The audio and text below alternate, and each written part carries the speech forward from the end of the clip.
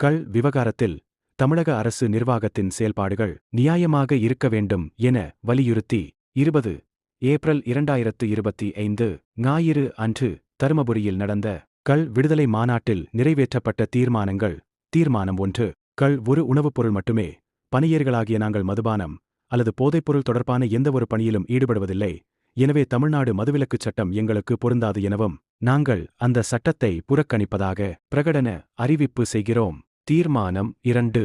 தமிழக அரசு கள் பற்றிய வெள்ளை அறிக்கை வெளியிட வேண்டும். தீர்மானம் 3. தமிழகம் எங்கும் பணியேறுகள் மீது போலியாக விஷசாராய வழக்கு பதிவு செய்வதை கைவிட வேண்டும். தீர்மானம் 4.